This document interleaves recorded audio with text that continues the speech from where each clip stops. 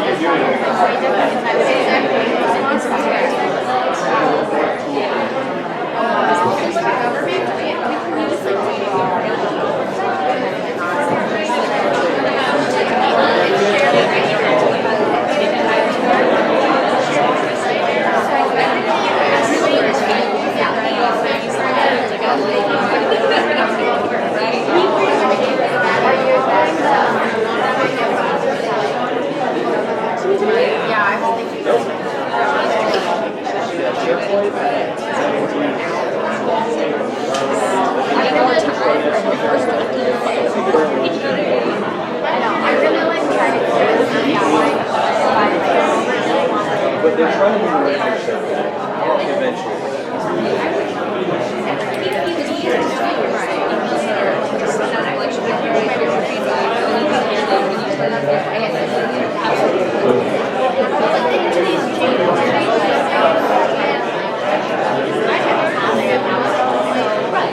It's like your thesis where you have to go in front of it's just some stupid box check where you did it.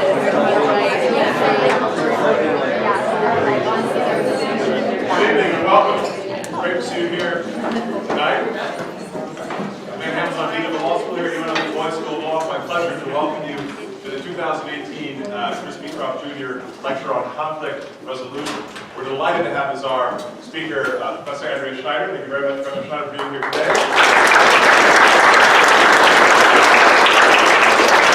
The Beecroft Lecture is presented by the Saltman Center for Conflict Resolution and sponsored by the State Bar of Nevada's Alternative Dispute Resolution section. I want to thank the past and present leaders of the State Bar Dispute Resolution section for their support and really creation of this lecture. We have here Patrick Chapin. Thank you, sir, for being here. Bill Hammer. All sit together. Lisa Bell, is this here? Is there she is. Thank you. And Margaret Crowley, who is on the ADR section board and is the newest member of the Saltman Center Board of Directors. Where's Margaret? There she is. Thank you. The lecture is named in honor of Chris Beecroft Jr., a longtime ADR commissioner for Clark County. As ADR commissioner, Mr. Beecroft transformed the role of dispute resolution in Clark County courts. He was instrumental in creating the award-winning short trial program, and he worked with arbitrators, mediators, short trial judges to ensure a well-run ADR program that really mattered in people's lives. We are grateful for Commissioner Beecroft's support of the law school and the Saltman Center, where he, over the years, worked very closely with us. And we're honored to have his wife, Christine, and members of the Beecroft family, and Melissa and Jonathan here with us this evening. Thank you all so much. I also, of course, want to recognize the founders of the Saltman Center for Conflict Resolution, Mike and Sonia Saltman. Thank you very much for being here. The Saltman Center is one of the top national dispute resolution programs in the nation and has been for many years now, and we're moving up. And I want to bring out the director of the Saltman Center, someone who has meant so much to the program and is a great scholar and teacher and a wonderful leader of this program, Professor Gene Sterling.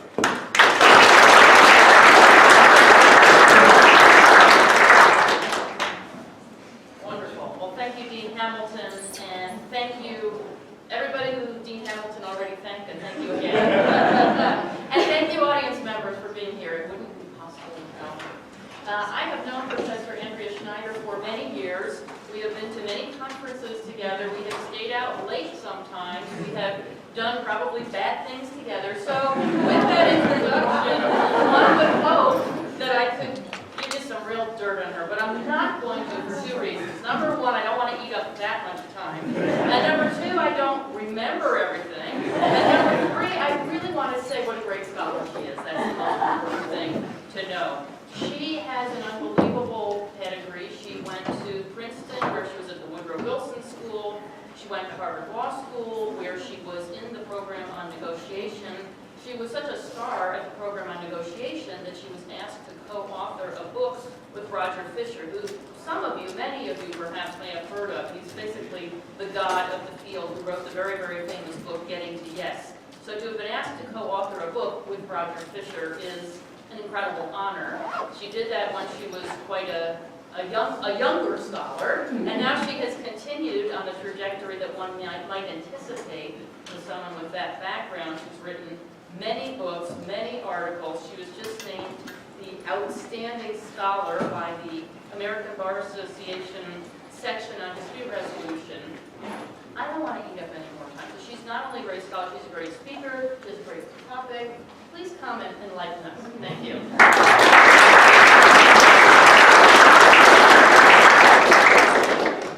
When Jean started that introduction, I was not really sure where it was going. So I'm glad it ended well. Thank you very much. I wanted to get a word. Right, really focusing there. Thank you so much for having me. It is a great pleasure to be back here at UNLV, and to be giving a speech named for such a wonderful person is truly an honor. So thank you very much for having me and for having me be part of the program here. I guess get right into this. This is a topic that has been on my brain for a very long time, as Jean knows. And I have two slides up here to talk about the genesis. But I'll say that I have been focused on gender and negotiation ever since I was a first-year law student. I took negotiation class, and we had Gender Day. And this drove me a little crazy. So that gender was a whole separate thing from anything else and what we were going to learn. And basically, most of the lessons that I remember learning that day irritated me a lot, and I vowed that as soon as I was graduated and could actually do my own research, I was going to prove them all wrong. So that was a little bit of how this started, and I've been in and out of gender research for the last 25 years, really looking at how women negotiate, how women lawyers negotiate, what is the best advice for law students, for all of us. That culminated in 2016 in the TED Talk, so that's the slide up there. And if you'd like to hear more of me on gender, there was a TED Talk on that, and I also just have a new law review article out on that called Negotiating While Female. So that was the culmination of really thinking about what's all the best advice that I could be giving to myself, what are the myths and things that are right or wrong about how women negotiate. And then I had a little bit of an epiphany. Part of this was, I'm so tired of telling women to be more assertive because frankly there's got to be better advice than that, and there is. So I'm a little tired with only focusing on women. And the second part of the reason that I wanted to focus is the other slide up here. I have 3 sons. They are now older than that picture, but I love this picture because I love it. And because it shows what a bunch of idiots they are. And they are, and I love them for that. And if I'm not in a position to give them really good advice as they are graduating college and going out on the job market and thinking about their first apartment or a relationship that lasts past a weekend or any of these things that happen when you actually grow up, I am failing them. And frankly, I'm also failing half of my law school class because my law school class looks like this. It's half male. So it's time to really focus on what the best advice is out there also for the guys. So hence the title, What About the Guys? So here's the caveat part of this speech. I'm going to be using men and women as shorthand for masculine and feminine, understanding that everybody's on a bell curve and maybe your behavior matches what I'm talking about, maybe it doesn't. As I said, when I started learning about women and negotiation, my behavior didn't match what seemed to be on the bell curve. I like to point out I have 3 sons. If I had started this, if I only had one son, I probably wouldn't return to much of this research because he is incredibly emotionally intelligent and empathetic. The other two need work. And so we'll be talking about that. And so this is the caveat part of we all fall somewhere along this, and whenever we are negotiating with someone across the table, we have no idea where they fall on this. So that is my caveat. Gender is a really nice lens for looking at negotiation skills because it is incredibly studied, but it is only one lens. And so any of these studies that I'm referring to, we could probably run on birth order or on East Coast versus West Coast or on any other variable, and also find a nice spread of negotiation skills that we should be thinking about and focusing on. Gender happens to be the one that a lot of us study because it's salient and it's in our face. So happy to talk a little bit more about that during Q&A. One of the things, though, that I do want to highlight is really some of the modern gender research, both on men and women, as we're going forward. And when I'm talking about gender research for today, let me say I'm going to be talking about both research on men and women. For many, many years, if we said we were studying gender, that meant we were studying women. Right? Gender studies only refers to women's studies. So we're going to be looking at the studies on both areas of these. In order to frame up the study and to give us a framework for going through what we're going to be discussing today, I'm going to be talking about 5 skills of negotiation. For our outline for the talk, I'm going to explain what each of these are, and then we'll look at the research that we have where we see differences on men and women. Some research has many more differences, some less, but this will be the framework and the outline for the talk. The skills are assertiveness, empathy, flexibility, social intuition, and ethicality. As that I'll explain each one as we go through, but a whole host of other research, some my own and plenty from lots of other people, really highlights these skills as the key skills of any effective negotiator. So these are not male skills, these are not female skills, these are the skills that effective negotiators, good leaders, if you're reading any business leadership book, they would also highlight different aspects of these. And so that's how we're going to organize the talk. So let me start with assertiveness. Assertiveness in negotiation is a combination of knowledge, right? How much do you know about your case, your deal, whatever it is, and presentation. So what's your ability to talk about that? It doesn't matter how fabulously prepared you are, if you can't open your mouth and be persuasive and really think about what we're doing. So break down knowledge, looking at goals and aspirations. For those of you in negotiation class, you no doubt already thought about and you set your goals, the importance of setting them high, the limits, in other words, your bat night, your reservation price, any of these things, and the criteria, understanding what makes your particular position fair in the eyes of yourself and the eyes of others. Presentation, this part of assertiveness is really how do we persuade people? What's our ability to stand up, talk, and hopefully persuade the other side that we are right? So some of the traditional research looking at women says that they need to ask more, they need higher confidence, and that they need to set higher goals, and we'll go into each of these. So early books in 2000 talked about that women don't really view negotiations as a negotiation, they're missing out on particular opportunities, and you have the Women Don't Ask and Ask For It books, both co-authored by Linda Babcock out of Carnegie Mellon. The Women Don't Ask was the book that got me back into gender research because I looked at this and said, I don't think this is true. I don't buy it. And so some of my later research will show, actually good news for law students, there is no gender difference for law students that have been trained. We self-select into advocacy, we come to law school. Most of us don't lack assertiveness when we show up, and it's definitely honed after 3 years here. Men and women negotiate at the same rate coming out of law school and are equally effective. But you have this in the popular view that women don't ask. And this was really all over. And you see that women need confidence, another book that kind of hit the mark is the Confidence Code. And there are some biological studies that show that women have lower confidence as they go through adolescence. Whether it was a horrible 7th grade or 8th grade or whatever managed to ruin your life in middle school, and that is both a male and female thing, it does seem to have a greater impact on girls throughout adolescence.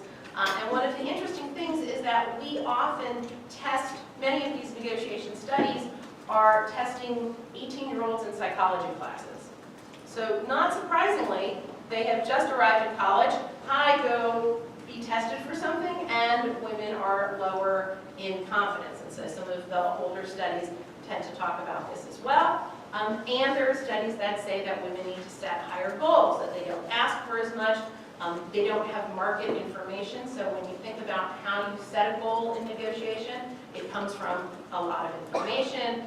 You've done your research, you've looked at criteria, and that women without the networks don't have as much information. And there is also a strain of research showing that women logically, rationally fear backlash. That when women ask for things, they're not going to be liked. I have written on this as well, the kind of likability versus confidence dichotomy. You can only be one or the other, and given that choice, at least some people will choose likability rather than confidence. And so rather than deal with backlash, they're not negotiating. So what do we know about men? Men, perhaps not surprisingly, tend toward overconfidence, but some of the very new research shows that men also face a backlash for what is perceived as overly aggressive negotiation. So overconfidence, there's study after study that show that lack of knowledge or experience is no barrier for many men in applying for jobs or saying that they know things. And that in negotiation can actually come back and bite you. We read about these typical negotiation errors. Overconfidence is a big one, and that this can, of course, escalate the conflict. So something to be thinking about. And a new study that just came out last year went back and looked at some of the backlash studies where researchers had concluded that women actually face a backlash. They went a little bit more into the data, looked at the actual language that was being used, and concluded, in fact, that when there is overly aggressive language, so instead of saying in a job negotiation, you know, could you do a little better here, or wow, the market seems to argue for a salary of $60,000 and you've only offered me $50,000. The language that was used in the study was actually very aggressive, saying things like, this offer is completely unacceptable. I could never work for this amount of money. You have to make this better, or whatever it is, kind of very aggressive language. And in fact, when they looked at this, men faced more of a backlash for this kind of aggressive behavior. And I don't have research about this yet, so I'm happy if anybody does.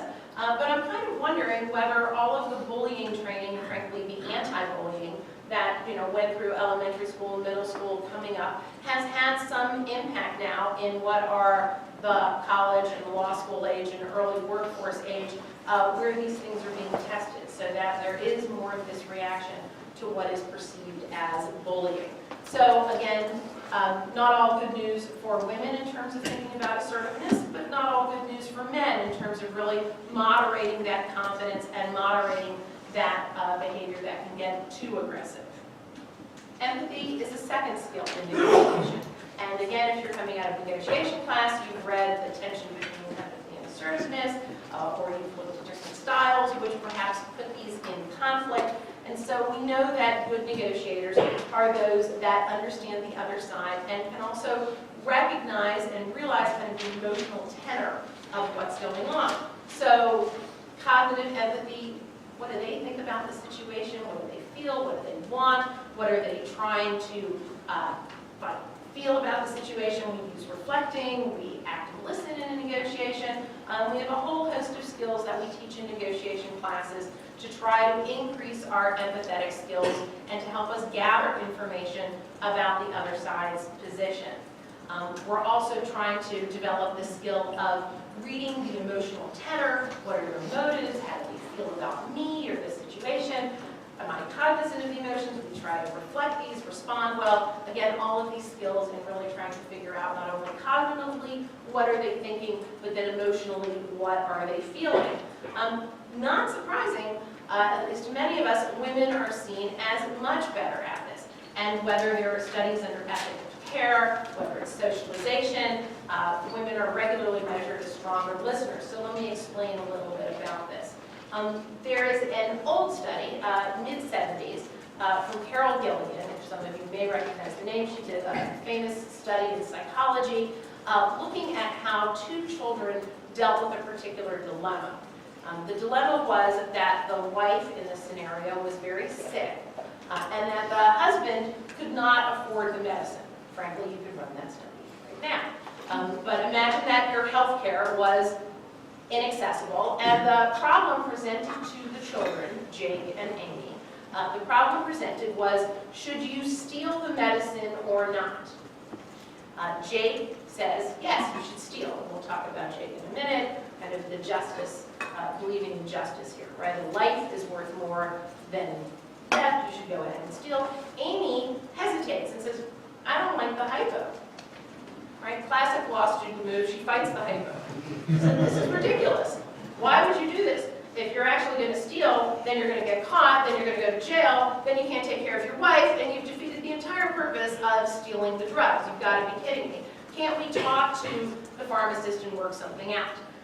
This ethic of care, which was then assigned to Amy and women, and basically in the literature for many, many years, was then seen as something that could be taken advantage of. If you knew that your partner really cared about what you thought, you could exploit this and take advantage of this. Other studies show that women, as socialized, we've been trained, we've been rewarded for empathy, whether it's in the school room or at home, whatever it is, that women are expected to be more empathetic. And there's another line of thinking that as an outsider, as the minority culture at work and elsewhere, that women are likely to be more empathetic, arguably. There's another line of studies that show women are better listeners, whether it is more practice, more expected to listen, more expected to pay attention, that women are better at this. And one of the other interesting research lines, thinking about how flattery works. So we know that even when people know that they're being flattered, it works. Gina, beautiful purple jacket, even if she knows that I'm just saying that to say it, totally works. So we should use that. But here's the thing, women can get away with saying that on a regular basis. We can compliment our colleagues, we can compliment our students, we can ask them about what's going on. And in the workplace, at least my male colleagues, are not commenting on anybody's clothing these days. Right? And they can't, and they shouldn't. So it is one of these advantages where women are more expected, more trained, and can use flattery in a way that men cannot.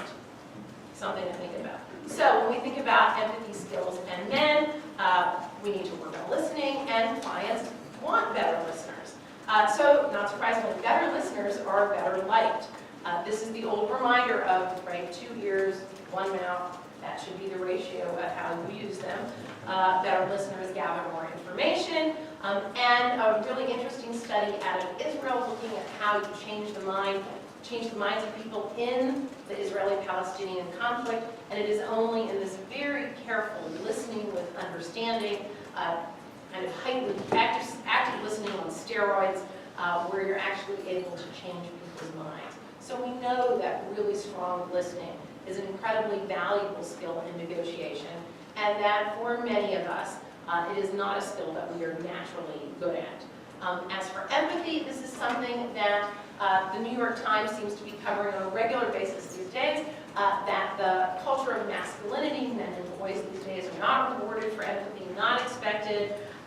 It's not all of a sudden, right, you don't get it at all during childhood, but now if you'd like to run a company, you better have some empathy. And perhaps that's not completely fair. So to think about what we should be doing differently in order to engage better in rewarding empathetic skills, and perhaps it's more difficult to develop because if you go into a business meeting, everybody is more likely to look like you. So those are the empathy skills. Flexibility is a third skill in negotiation, and I break it up into 2 different ways when we're thinking about how to reach a good outcome.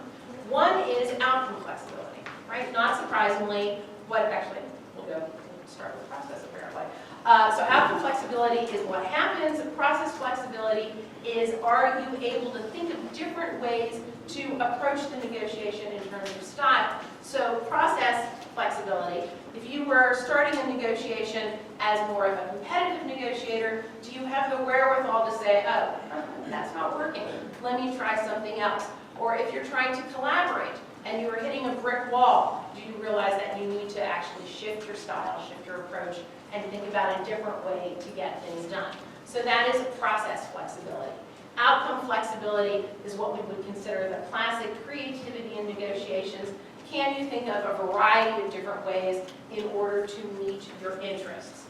The interesting thing is that in gender research, there have been very few differences found in terms of this internal flexibility to change processes or in creativity.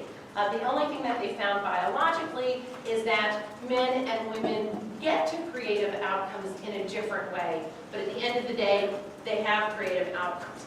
This is part of the line of thinking why you want diverse boards, that because creativity comes from different places, people with different experiences, including different genders, will bring more to the table. So one of the ways that I try to think about flexibility in negotiations, since it's not really based on the creativity, is thinking about what happens when we are trying to be flexible in a negotiation. And when we're thinking about different ways, whether it's brainstorming or trying to think of trade-offs, we know that you actually need information in order to have those trade-offs in negotiation, and that you need time in order to percolate, in order to think about it. I don't know about you, but if I am pushed against a wall or trying desperately to write a final exam while staring at an empty screen, I am not creative, right? Under pressure, under time, you must think of creative things, most of us can't do it, right? Creativity comes from either changing venues, from allowing the mind to think about things. You have to percolate a little bit. And so one of the things I want us to think about is that Carol Gilligan's story of Jake and Amy is perhaps a sign that Amy wants to percolate. This is a flexibility story. It's not that she cares more for people, I mean maybe she does that too, but it's someone who, because she fights the hypo, is taking the time to take a step back and say, I don't buy it. I want to think about other ways that we can get this done. Women, we know also from other studies and from leadership studies, are more likely to consult before deciding, and that consultation, again, brings in more information to allow you to be more creative. Men, on the other hand, if we're looking at time to decision making, are not often, or at least in some of the studies, not the ones that are percolating over decisions, but are making quick decisions. And so, again, we could read the Jake, I'm going to steal now in order to save my wife, and I will deal with the consequences later. Right? It's a quick decision that can be very advantageous in some instances, and in negotiation, not clear that this shoot from the hip, decide first and deal with it later is something that's going to help us be more flexible and in order to find better solutions. Some of the interesting studies, primarily out of Great Britain, but also here, looking at how testosterone and stock trades work. So the kind of fun stuff.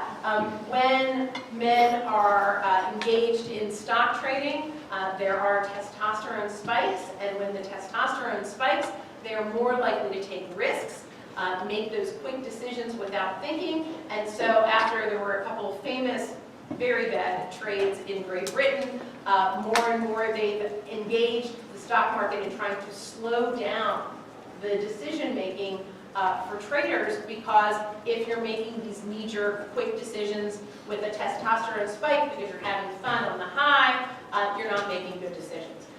Maybe this is something I shouldn't be saying in Las Vegas, where a lot of people are thinking out loud now as we say this, quick decisions here is what makes this town run. So nix that. But in terms of negotiation, not necessarily something we want to be doing. Flexibility also requires a lot of information gathering, right? If you're trying to exchange something with the other side, trying to find a way to make them happy, we actually have to find out information about what makes them tick. And so this goes back to both the listening skills, and as I'll discuss later on, it also goes toward that relationship building and that trustworthiness. Right? If the other side doesn't trust you, they're not going to give you all of the information that you need in order to make a good exchange. And so that trustworthiness, that reputation for ethics also comes in here, and perhaps impacts men who are less able to gather information and therefore less able to come up with flexible solutions.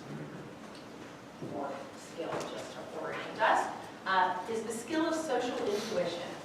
I've been playing a lot with this particular skill lately, coming out of some of the Daniel Goleman research on emotional intelligence and social intelligence. If you read business school literature on leadership and what good leaders need, a lot of this intuition, intelligence, has really come to the forefront in terms of what our good leaders, what our good lawyers need in order to succeed. And not surprisingly, when we drill down into these skills in order to see how they play in negotiation, they're also very, very important. So social intuition is a way of knowing yourself, being self-aware of what's going on, or paying attention to your own body language. Do you notice your gut feeling is kind of not feeling really good about the negotiation, or that your blood pressure is rising as you're getting more aggravated in the negotiation? So first step in social intuition is to know yourself. The second is this skill of reading them, right? When somebody goes like this in a negotiation, are they mad at you? Are they closed off? Or are they cold? Part of this is really the skill of reading, right? If they're kicking back, what's going on, their eye contact, their body language, what's the tone, literally the temperature of the room, and then responding to them. So this is out of the literature of mirroring, where we know that we have better connections and better rapport when we physically mirror the person on the other side. Some of us have this naturally, and some of us do not. So one of the reasons I started looking at this a couple of years ago, there was a wonderful NPR story, and I didn't hear the beginning of it, but I hear the woman's talking about how she realized all of a sudden that her husband, who she'd been married to for 10 years, was probably on the autism spectrum somewhere. And the reason that she figured this out is that they were driving somewhere. She's singing at the top of her lungs to a song on the radio, and he changed the station.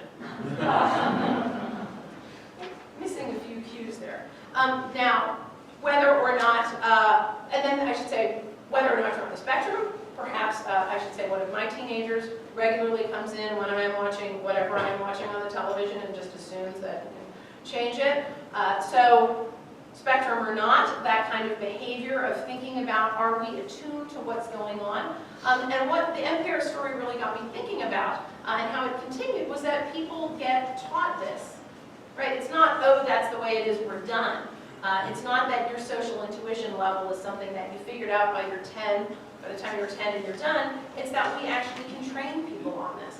And so more and more, as I've been thinking in my negotiation classes, we're missing an opportunity if we're not highlighting specific things that any negotiator can be doing in order to engage the other side more effectively and to be more successful in that negotiation. So social intuition, I like to break it up into elements just to explain this a little further. Some of these are physical, so how close do you stand? You can envision the Jerry Seinfeld episode right now with the close talker.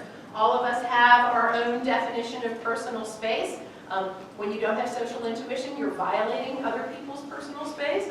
Or if your table is so large across the table, that also creates this physical distance in negotiation, which is unnecessary. Mediators think very carefully about this. And a lot of mediation trainings will think about this. Negotiators, sometimes we miss this. We don't think about that proximity. Mirroring, I've already talked about. Eye contact.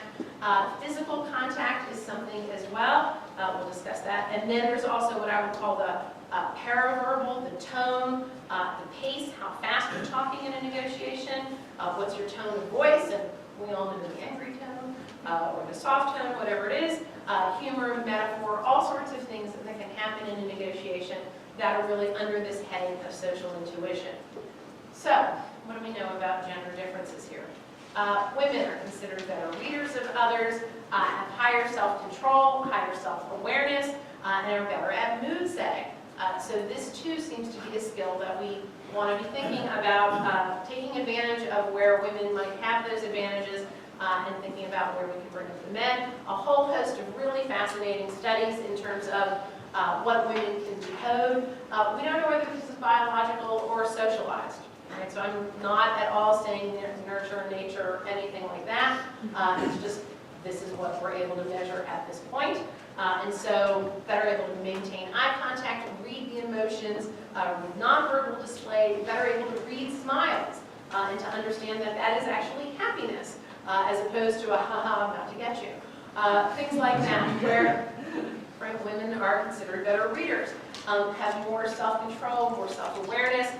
Again, this is the kind of anti-testosterone that we can think about, and are better at hosting. So if you think about mood and how important that is in negotiation, again, this is likely socialized, that you're thinking about kind of literally setting the table and thinking about that mood of how you want things to go in the negotiation.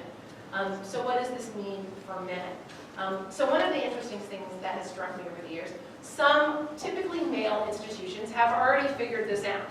And if you look at hostage negotiation team training, whether it is from the FBI or from the New York Police Department, much of what hostage negotiators get trained on is this. It's all empathy, listening, and social intuition. How do you read body language? How do you establish rapport? Even when you never want to see that person again, and most hostage negotiators never expect to see that person again, how do you immediately establish trust? What's your verbal, what's your language, what's your paraverbal, how slow do you talk? All of this is already encompassed in the training that these very male institutions have already been engaging in. Thinking about the larger issue of mood and intimidation and how just a physical presence sometimes can impact the relationship and how that communication happens. And then, of course, cultural competence. Some companies, again, already do a lot of training of this. Law schools, less so. So, as I said, FBI, building rapport, learning to listen. One of the interesting studies is that men are better able to read threatening cues. So men can read threat, but not happiness. Not I trust you, not let's get along. And so, right, if you're looking, again, I don't know if it's biological or else, but those are the things really to be thinking about. And again, the FBI, NYPD really working on honing the rest of those cues. We know, and we've already talked about the backlash from bullying. One of the things that, again, depending on your size, something to think about. What's your height? What's the tone? How are you using your physical presence? And when you're that proximity pace, if you are coming up to somebody's desk and standing over them, I am far less daunting if I am standing at your desk than many of you. So really being aware of what that physicality and the presence can do. And another fun recent study, when you look at dyads of mixed gender, same gender, anger is more likely to be the emotion at the table when there are two men negotiating. Happiness more likely to be the emotion when there are two women. And frankly, what we know is that better moods lead to better outcomes, more integrative outcomes. If you're operating in an angry mood, it's more likely to be a competitive, narrow, distributional outcome. And so really paying attention to what the tendencies might be versus what your goal as a negotiator would be. So men and touch. Let me have another caveat here. This is just a fun topic all in of itself, and one in which obviously we need to be really, really careful. So I am not advocating touching anybody that doesn't want to be touched. Some really interesting studies showing that when wait staff of either gender touch you lightly when they are returning the check, whether it is returning it to your hand with just touching this or touching your shoulder as they return the check to you, just a very light touch, tips go up. There is something about the physical touch that, again, helps to the mood, helps establish connections. We are humans who are actually supposed to engage in physical contact. And if you look at basically any other primate, there's all sorts of grooming and touching and community building activities that occur. And in the United States, men don't touch each other. In the workplace, at negotiation, there is far less than in other cultures, right? Unless it is a romantic relationship. But if we're looking at a work relationship, there is not touching going on, frankly, and this day and age, maybe no touching should be going on. It is one of the interesting things that women do get to decide. So, when I greet the dean, is this a handshake? Am I leaning in for a hug? I've seen him for years now, right? And you would probably hug me back, Dan, if I had, right? Women in mixed gender pairs are the ones that are controlling the level of touch. Frankly, this is also my legal advice. That's exactly what should happen.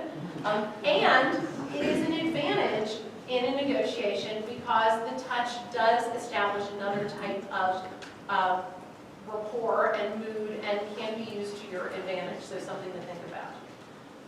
The last skill that I want to talk about is a lovely made-up word called ethicality. And ethicality is this umbrella term that I use to talk about more than just are you following the rules. It's not just the ethical rules of negotiation. It's really what does your ethics say about how that connection is going to happen and what's that relationship between the parties. So it's your reputation. All of us have reputations, whatever that reputation might be. We also want to be thinking about trustfulness and trustworthiness in a negotiation. So we are trying when we're negotiating with people, we try to build their trust of us.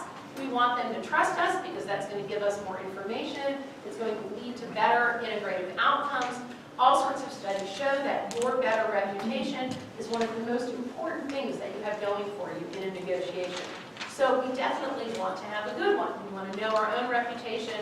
We want to demonstrate moral character. We want to have a long-term view in any negotiation, right? If you treat people like this is a one-time interaction, it will be. Okay, so we want to have that long-term view. We want to be thinking about how our behavior impacts the other side. All of this is our basic advice on how to increase our trustworthiness so that we have a good reputation and we're better and more successful in negotiation. We also need to take that leap of faith and trust them. Right? We can't go around being suspicious of every single thing in the world. We need to be trustful because we need to have some information exchange in order to try to be successful in the negotiation. So yes, of course, you want to have verification plans. You want to write a contract that has reps and warranties, as many as you need in order to feel good about the situation. And we have to establish the ability to trust them in some ways. And so really thinking about their reputation, their moral character, what do we know about them as we engage in the negotiation. All of this can be very, very useful and very helpful in the negotiation. So what do we know about the difference between men and women when we look at ethics? So here's the interesting thing. Women are expected to have a higher standard of ethical behavior. They are more lied to, and they also engage in more pro-social enforcement of norms. So let me explain a little bit about each of these. Women are assumed to be more ethical. Not sure it's deserved or not, but it is the assumption that women are more likely to follow the rules, to behave, and in fact, this can lead, and in a room full of lawyers, something to pay attention, women are punished more harshly when they violate the code of conduct, the ethical rules or professional responsibility rules. So there's some fascinating studies showing that for the same ethical violations, women will be punished more. That's another fun line of research that we can get into, frustrating line of research. But this and the linking studies to it show that this is because we expect women to be better behaved and to follow those rules more closely. What this means in negotiation is that when you walk in the room, the other side's more likely to trust you because they assume you are more likely to follow the rules. Now, because of that, women are more likely to be lied to. And so I love these studies that came out a few years ago that showed that women are more likely to be lied to because it was originally cast as a women's problem. So the women are getting lied to, and that's their problem? Their fault?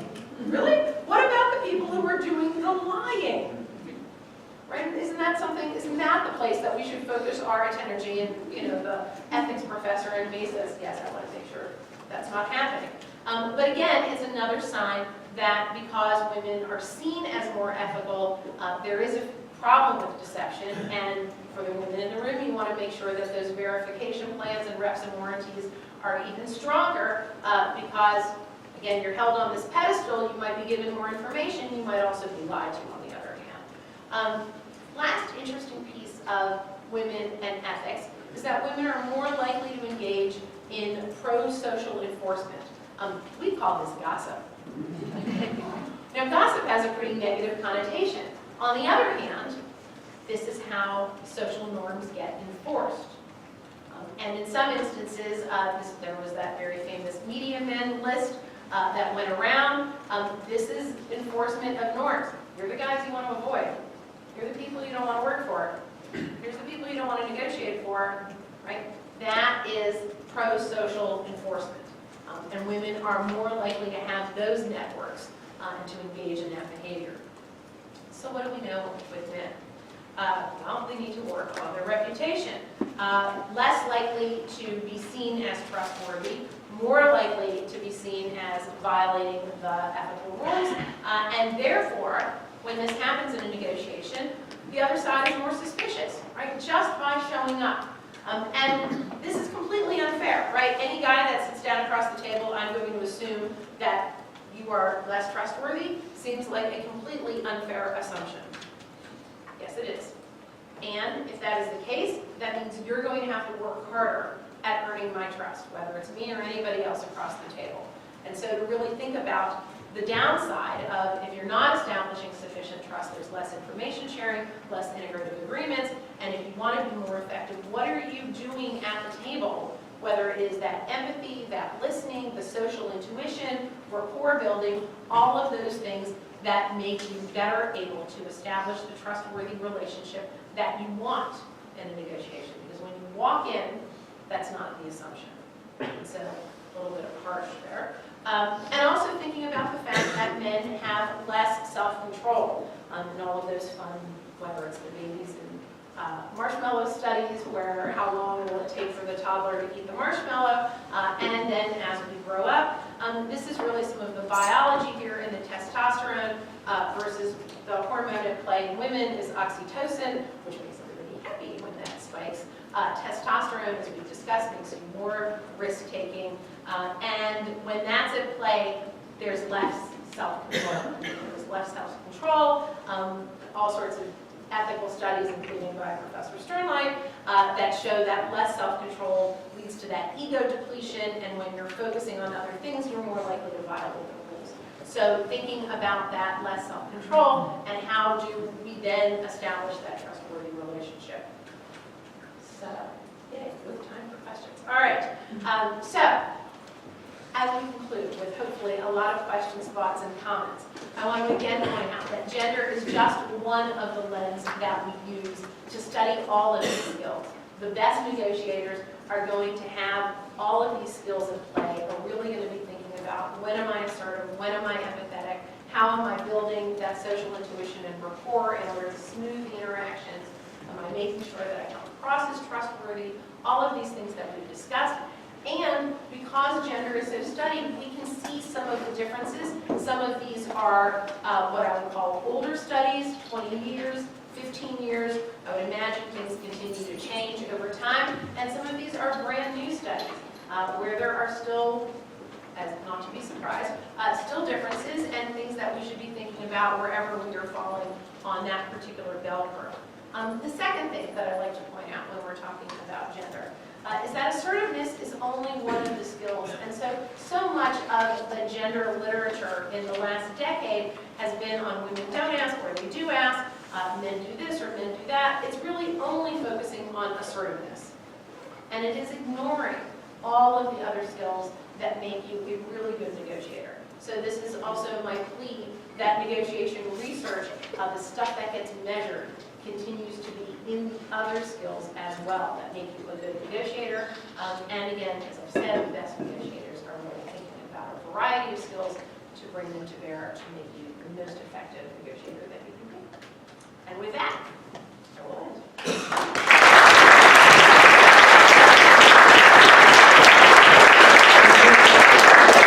Thank you for an amazing talk. That was fantastic. Let's have some questions so that we can get some more information out of her. And I'm going to bring the microphone to people who have questions. So raise your hand if you have a question.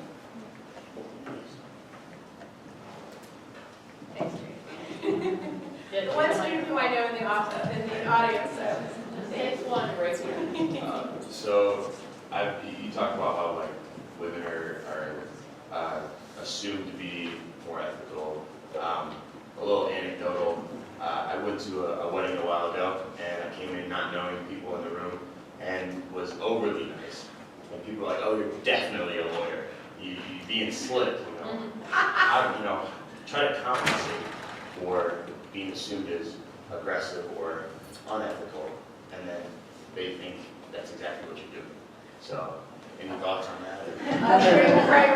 That's and definitely not the age for the wedding circuit. So you're going to be going on a lot of these, meeting a lot of people. And it's a really good point, right? Because what can we do if we're trying to establish this rapport? So a couple different things. One is really thinking about where do we get reputations from? And at the end of the day, that's predictability of behavior, right? Do you do what you say you're going to do? Do you have that trust that if I ask you to do something, you're going to do it? And so in negotiations where I would assume there is repeat interaction in one way or another, it's really just following through. Are you emailing back when you said you're going to email back? Are you finding the information? Are you being responsive? Are you showing up with the expert? All of those kinds of things. It's do what you say you're going to do is really that's the easiest way to start being trustworthy, because, right, how do we know all sorts of other things? You don't until you perform, right? On the other hand, if you're going into a new situation and you're trying to establish that, so I'm curious to see, or we'll talk about what you said to try to smooth this.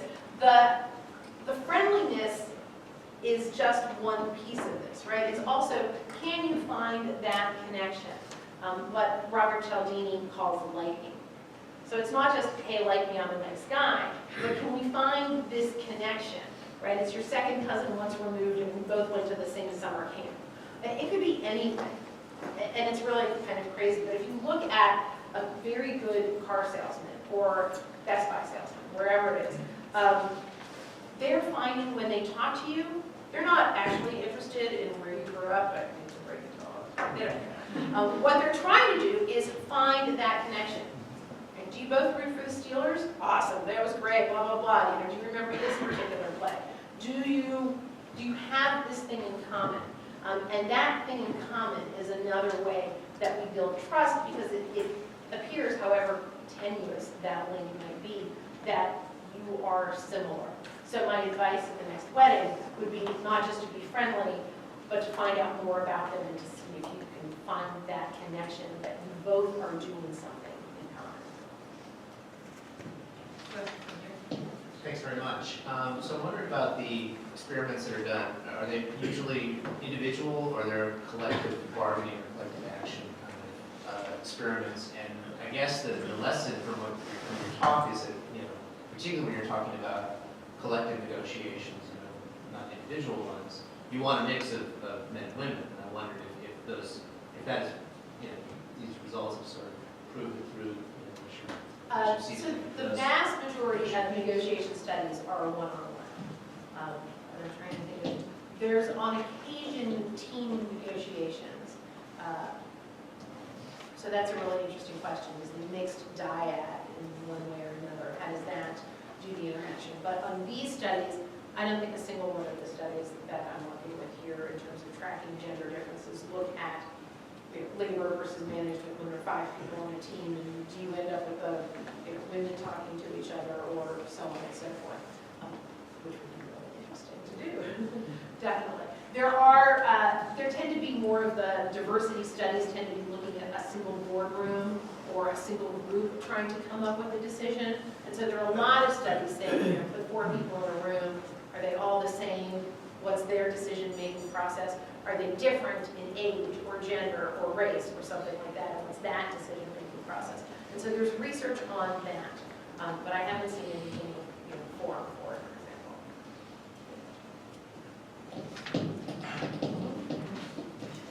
If you have another question, just raising it a little bit while this is going on. You mentioned in talking about the empathy section about flattery and how as a male you just don't do it.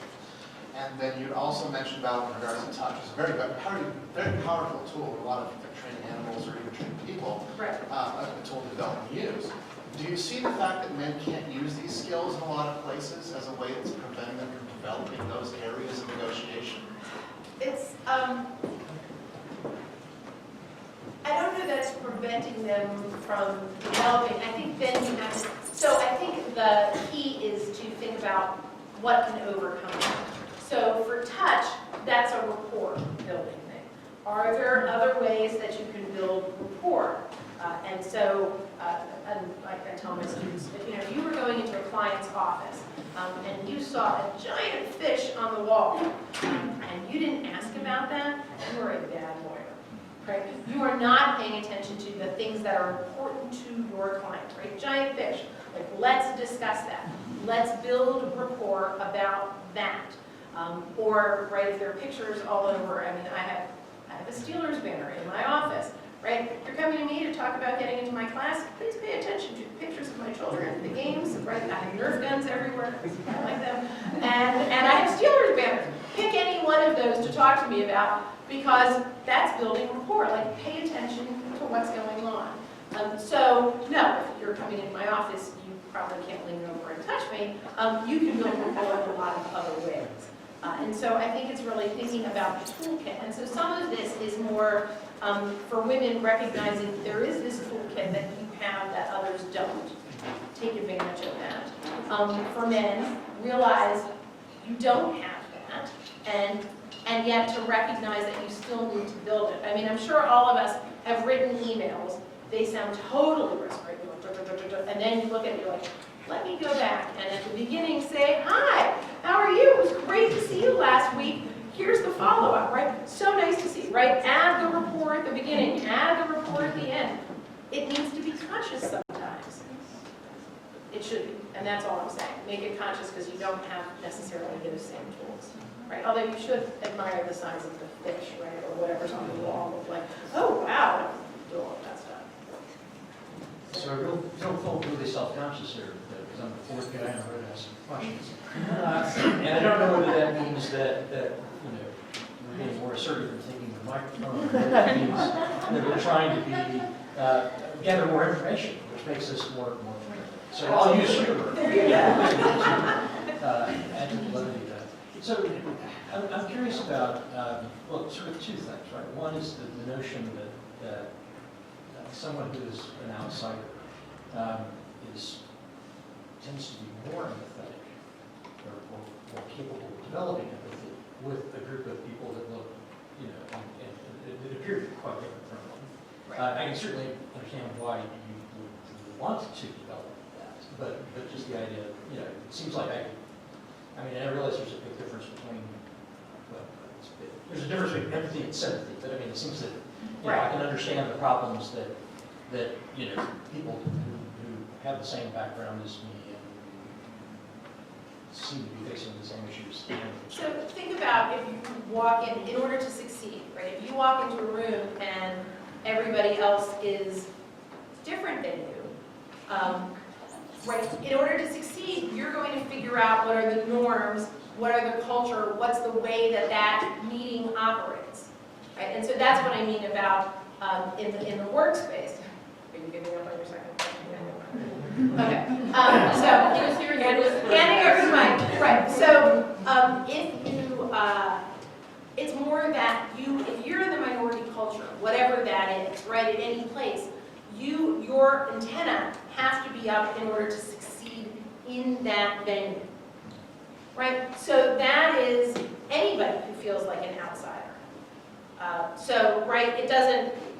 It could be race, but it could be race in either direction if you're at a majority-minority school, right? Are your antenna up because you're trying to figure out what are the norms for how that's going on? I worked in Germany before law school, so a billion years ago. And I worked at a company where there were no female lawyers. So, like, my norm thing was I had no idea what to wear to work. Because I'm pretty sure I don't have to wear a black suit every day. Pretty sure. And I don't have like 15 of them. So I don't have to wear that, but every woman that I saw in the office was a secretary in jeans. I'm pretty sure that was not the road to success either, right? So my intent is like, what do I wear? What do I wear? Just to figure out what the norms are in order to be successful. And so that's what I'm talking about in terms of that outsider empathy, that if you're coming into some place and you are trying to succeed, our rule thus far has been that the minority needs to get with the program. And it's like any of us floundering through the first year of law school. Right? We're like, what the heck is going on here? And we try to figure that out really fast. I'm not sure that's going to be developing actually the first year, but that's the example that the research has shown. All right, I think this will be the last question because we can have more questions outside at the reception after this one. Hi. So I'm sure when a lot of these skills are employed, they can be calculated so they can come across as fake. So how can you, which would be a bad thing if someone realizes that you are being fake. So how can we be more genuine? I'm going to go with A, be genuine. B, no, right, so part of this is practice. I mean, part of this is genuine curiosity. And so, cone of silence, because I'm going to tell a story about my dean, and we're now going to put this on YouTube, so I'm hoping he doesn't watch this far into the clip. So, I remember one time I was having a big argument, he'd done something, I had 10 reasons why he was wrong, and I filled up sheet after sheet of legal paper, because I'm a very happy advocate, assertive, you're wrong, I'm right, in 15 different ways. And then, as I'm going into the meeting, I realized, okay, me pounding the table is going to be completely unsuccessful. And I wrote at the top of my paper, be curious, which is not something I am naturally good at. It takes work. This genuine thing, I'm like, all right, he is wrong and I am right. And all right, take a step back, really try to be curious. Why did he make the decision that he did? What were his interests? What was he thinking about? What was going on? And I love this story because when I actually pulled myself off and asked the question, why did you do this? It's like, oh, I thought it was going to make you happy. And he got that completely wrong. But had I gone in, head full of steam, ready to tell him he was, fill in the blank, I would never have figured that one out. It is hard to practice any of these. So being genuinely curious about somebody, what they want, why they're doing this, what their motives are, really trying to find that rapport is practice. And my best advice, practice this first on the people you love, because they're in your life anyway. Roommates, fun stuff like that, and just continue to ask questions when you are sure that they are really, really wrong. And learn about that. Wonderful. Please join me in thanking Professor Schneider.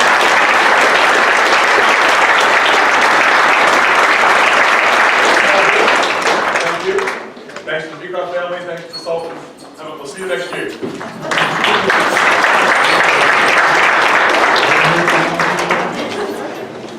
please enjoy the reception. And there's a reception outside. Well, we have to do one, unfortunately.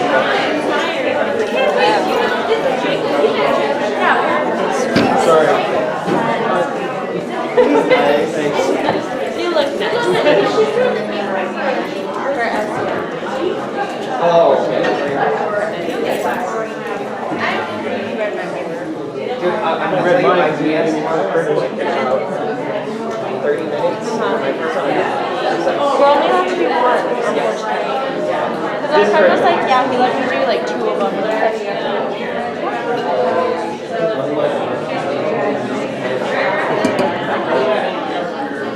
You put me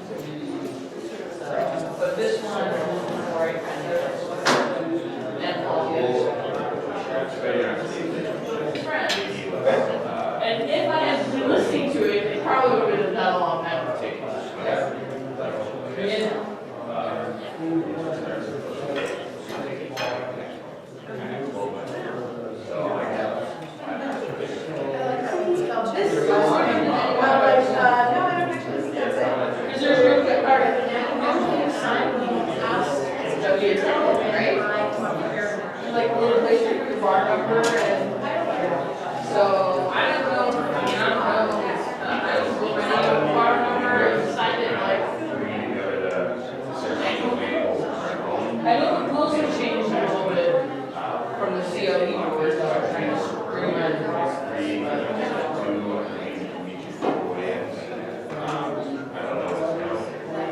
Well, because usually they have to sign in. So oftentimes they'll give you credit as an assistant. So, yeah, so I don't know, I'm gonna go ask them. I was stammering in my confusion.